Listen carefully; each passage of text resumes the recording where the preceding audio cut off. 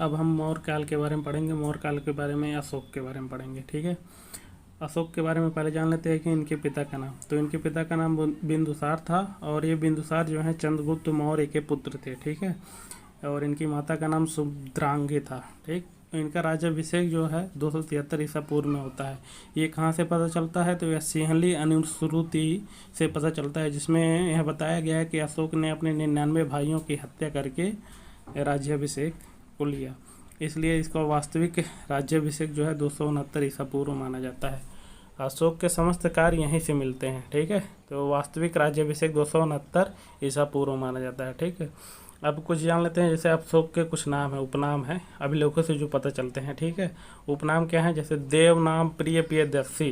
ठीक है, ये अभिलेखों से पता चलते हैं। अशोक वर्धन पुराणों से पता चलता है। चंड अशोक, बौद्ध साहित्य में अशोक को चंड अशोक कहा गया है। ठीक है, पुराणों में अशोक को अशोक वर्धन कहा गया है।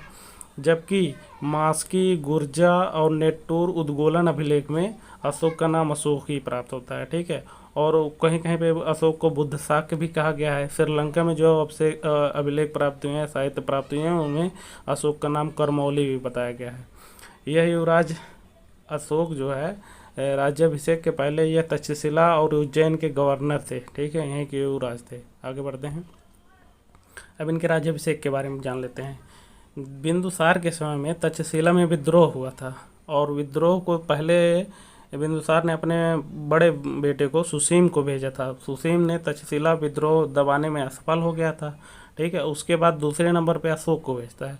अशोक जो है तक्षशिला विद्रोह दबाने में सफल हो जाते हैं, और यह योग्य हो जाते हैं। योग्य हो जाते हैं कि मतलब अब यह राजपाट को संभालने में यही एक योग्य हैं राजा के रूप में, और विद्रोह का दमन कर दिया। ठीक है, 273 ईसा पूर्व में बिंदुसार की मृत्यु हो जाती है। ठीक है, अब गद्दी को लेकर इनके भाइयों में मतभेद हो जाता है कि मैं राजा बनूंगा, मैं राजा बनूंगा। इसी बीच आगामी 3 से 4 साल में अशोक ने अपने 99 भाइयों की हत्या की। ठीक है, सिंहली अनुश्रुत से पता चलता है, और 269 ईसा पूर्व शासक बने। इसलिए इनको 269 ईसा पूर्व से इनकी गणना किया जाता है। वास्तविक संस्थापक बने थे अशोक ने। ठीक है, 269 ईसा पूर्व। ठीक, अब इनके युद्ध के बारे में जान लेते हैं। ठीक है, पहले तो इन्होंने विद्रोह का दमन किया था। कहाँ? तक्षशिला में। उस समय ये युवराज थे। फिर युवराज थे जब, तभी विद्रोह का दमन करने के बाद यह नेपाल व खस की विजय करने गया। ठीक है, नेपाल और खस की विजय भी करने गए थे, तब भी ये युवराज ही थे। ठीक है, कलिंग का युद्ध, अब ये वास्तविक राजा बन गए हैं जब 261 ईसा पूर्व में। जो इस समय जो कलिंग है यह वर्तमान में उड़ीसा में है। ठीक है, उड़ीसा, और कलिंग का युद्ध ही सबसे ज़्यादा इम्पोर्टेंट है। तो अपने राज्याभिषेक के 8वें वर्ष से कलिंग युद्ध करते हैं, और कलिंग युद्ध में जीत हासिल करते हैं। ठीक है, और इनकी राजधानी जो है तोसली है, और राजा जो है विवादित है, क्योंकि कुछ लोगों का मानना है कि नंद थे, कुछ और लोगों का मानना है कि अन्य राजा था। ठीक है, तो इसलिए राजा विवादित है। राजा पूछा भी नहीं जाता है। भीषण, इसमें करीब 1 लाख से ज़्यादा लोगों की हत्या हुई थी, यानी लोग मरे गए थे। और अशोक क्या है, 13वें शिलालेख में इस युद्ध का वर्णन है। 13वें शिलालेख में इस युद्ध का वर्णन है।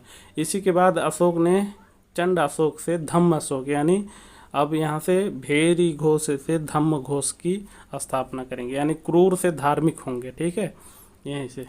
तो आगे चलते हैं, फिर देखते हैं धर्म के बारे में। ठीक, अब इनका जो प्रारंभिक धर्म था, यानी राज्याभिषेक के पहले जब तक कलिंग युद्ध नहीं किए थे, उसके पहले इनका जो धर्म था वो शैव धर्म था, यानी शिव के उपासक थे। और ये कहाँ से पता चल रहा है? तो कल्हड़ की एक पुस्तक है राजतरंगड़ी, यहाँ से पता चलता है कि ये शैव धर्म के उपासक थे। ठीक है, 261 ईसा पूर्व में कलिंग युद्ध से इनका हृदय परिवर्तन हो गया। ठीक है, जब हृदय परिवर्तन हो गया तो बाद में अशोक ने बौद्ध धर्म को स्वीकार कर लिया। और कहाँ से प्रेरित हुए? इनकी घटना थी जब ये अपने एक भाई की हत्या कर दिए थे, तो उसका एक बेटा था, यानी इनका भतीजा व्यक्ति, उसका था निग्रोध नाम था। ठीक है, निग्रोध रास्ते से जा रहा था, और वो भी खुशी से वो जा रहा था। तो इन्होंने पूछा, मैंने तुम्हारे बाप की हत्या कर दी है, क्या तुम्हें ऐसे दुख नहीं है? कहा, नहीं, हमने बौद्ध धर्म अपना लिया है, हमें किसी प्रकार का दुख नहीं है। ठीक है, यह देख कर कि यह अपने पिता की मृत्यु का बदला न लेने के बजाय बौद्ध धर्म स्वीकार करने की वजह से खुश है। मैं सोचता हूँ कि मेरे साम्राज्य के सभी लोग अगर ऐसे ही सोचें कि किसी प्रकार का कोई विरोध न करें, न कोई किसी प्रकार की लड़ाई झगड़ा करें, तो इन्होंने बौद्ध धर्म को स्वीकार किया था। दीक्षा किसने दी थी? तो उपगुप्त ने इनको दीक्षा दी थी। ठीक है। अशोक ने अपने धर्म का प्रतिपादन किया था। राहुलोवाद सूत्र से प्रेरित था, राहुलोवाद सूत्र से प्रेरित था। ठीक है। इनमें नैतिक मूल्यों का दस्तावेज भी कहा जाता है। इनका मूल सिद्धांत जो था वो स्वनियंत्रण पे था। अब अशोक व बौद्ध धर्म के बारे में जान लेते हैं। इनका द्वितीय जो बौद्ध है, अशोक को द्वितीय बुद्ध की संज्ञा भी दी गई है, क्योंकि बौद्ध धर्म की इन्होंने बहुत ज़्यादा सेवा की थी। इन्होंने अंतर्राष्ट्रीय स्तर पर इसका विस्तार भी किया था। निग्रोध के प्रभाव में तथा उपगुप्त के द्वारा इन्होंने दीक्षा लिया था। ठीक है। 250 ईसा पूर्व में इन्होंने तीसरी बौद्ध संगीति भी करवाई थी, 250 ईसा पूर्व में। ठीक है। राज्याभिषेक के 10वें वर्ष यह गया भी गए थे। गया बिहार में है। ठीक है। गया भी गए थे और गया की यात्रा की थी। ठीक है। बोध गया।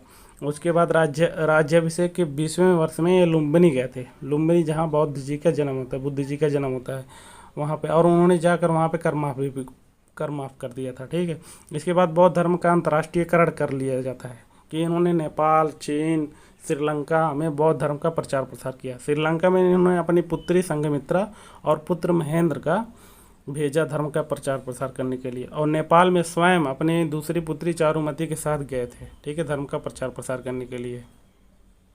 अब आइए अशोक के मूल्यांकन करते हैं। मूल्यांकन में क्या है कि अब जो आज के समय में कहते हैं कि अखंड भारत, तो अखंड भारत का निर्माण इन्होंने पहले ही कर दिया था कलिंग युद्ध विजय करके, और इन्होंने श्रीनगर की स्थापना भी की थी।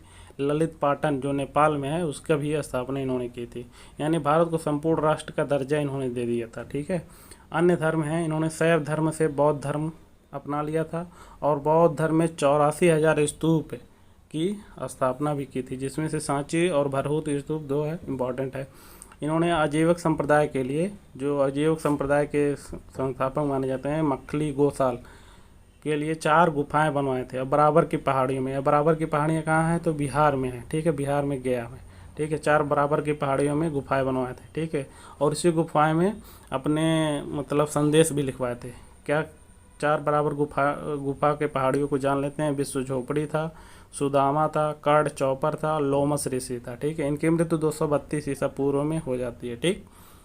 अब जान लेते हैं इनके अभिलेख के बारे में। पहले तो जान लेते हैं अभिलेख किसे कहते हैं। यह जनता के लिए अशोक का संदेश था। ठीक है। जो पत्थर पे लिखवाए थे, इसलिए इसे शिलालेख कहते हैं। ठीक है। शिला का मतलब होता है पत्थर, और लेख का मतलब होता है लिखा गया, यानी पत्थर पे लिखा गया संदेश, अशोक का संदेश, इसीलिए इसे अभिलेख कहते हैं। ठीक है। भारत में शिलालेख लिखवाने का प्रथम प्रयास इसी ने किया था, यानी अशोक ने ही भारत में शिलालेख लिखवाने का प्रथम प्रयास किया था। और ये सीखे कहाँ से थे? तो फारस के ईरान थे, फारस के राजा एक डेरियस प्रथम, उन्हीं से यह सीखा था लेख लिखवाने की प्रथा। ठीक है। अच्छा जान लेते हैं, फिरोज शाह तुगलक ने अशोक के 2 स्तंभ लेख लिखवाए थे। ठीक है। एक दिल्ली, जो मेरठ में था वो दिल्ली में लाया गया था, और टोपरा में था वो भी दिल्ली में लाया गया था। लेकिन फिरोज शाह तुगलक ने इसको पढ़वाने का काम किया, लेकिन पढ़ नहीं पाए, असफल हो गए थे, असफल प्रयास था। फिर 1750 में टिफैंथलर ने अशोक के अभिलेख को पढ़ने का प्रयास किया, जो कि एक असफल प्रयास था। फिर 1837 में, यह इंपॉर्टेंट है, 1837 में जेम्स प्रिंसेप ने पहली बार इनके अभिलेखों को पढ़ा, जो ब्राह्मी लिपि में था। ठीक है। इनके अभिलेखों को सबसे पहले किसने पढ़ा? तो जेम्स प्रिंसेप ने पढ़ा था, ब्राह्मी लिपि में था। ठीक है। पहली बार इन्होंने ही पढ़ा था। अब इनकी लिपियाँ जान लेते हैं कि इनकी 4 लिपियाँ थी। एक पहली थी ब्राह्मी, खरोष्ठी, यूनानी और अरमाइका। ठीक है। तो ब्राह्मी लिपि में जो है अधिकांश अभिलेख हैं, 3 को छोड़कर, शेष 3 को छोड़कर, मतलब इसी तीनों को छोड़कर सभी लिपियाँ जो हैं ब्राह्मी लिपि में हैं। ठीक है। अब ये तीनों के याद कर लीजिए, और बाकी सभी जो लिपियाँ होंगी वो ऑटोमेटिक याद हो जाएंगे आपको, ब्राह्मी लिपि में होंगे। ठीक है। तो इस 3 में है। खरोष्ठी लिपि में क्या है? मानसेहरा अभिलेख और शहबाजगढ़ी अभिलेख। खरोष्ठी का मतलब जान लीजिए, खर धन ओष्ठी, खर धन ओष्ठी से मिलकर बना है खरोष्ठी। खर का मतलब होता है गधा, ओष्ठी मतलब होता है ओठ, यानी गधे के समान, यानी मोट ओठ वाला व्यक्ति जो बोली बोलता है और जो लिपि लिखता है उसे खरोष्ठी लिपि कहा जाता है। ठीक है। तो ये मानसेहरा अभिलेख जो है और शहबाजगढ़ी अभिलेख है जो खरोष्ठी अभिलेख है। ठीक है। यूनानी अभिलेख और अरमाइका अभिलेख, जो ये दोनों अभिलेख है, सरकुना अभिलेख कंधार में जो मिला है, इसमें 2 लिपि, यानी यूनानी का भी और अरमाइका का भी, दोनों का वर्णन, इसीलिए इसे द्विभाषीय लिपि भी कहा जाता है। ठीक है। और एक इम्पॉर्टेंट और है कौशाम्बी, प्रयागराज में जो अभिलेख है उसमें रानी का भी करुआकी का वर्णन भी है। रोमनदेह अभिलेख में छोटा अभिलेख है, ये आर्थिक के मामले का वर्णन करता है, ठीक है। तो इंपॉर्टेंट यह है मानसेहरा अभिलेख और शहबाजगढ़ी अभिलेख, सर कोना अभिलेख। इसके अलावा जितने भी अभिलेख हैं वो सब ब्राह्मी अभिलेख, ब्राह्मी लिपि में लिखे गए हैं, ठीक है। अब कुछ जान लेते हैं जैसे अभिलेख के बारे में। शिलालेख किसे कहते हैं, स्तंभ लेख किसे कहते हैं, गुहा लेख किसे कहते हैं, ठीक है। तो गुहा लेख उसे कहते हैं जो गुफाओं की दीवारों में लिखाए गए लेख होते हैं। जैसे मान लीजिए ये गुफा है, तो ये गुफा के अंदर की दीवारों पे जो लेख लिखे गए हैं उसे गुहा लेख कहते हैं, ठीक है। 4 गुफाएं थी, मैंने बताया था पहले ही, आजीव संप्रदाय के, ठीक है।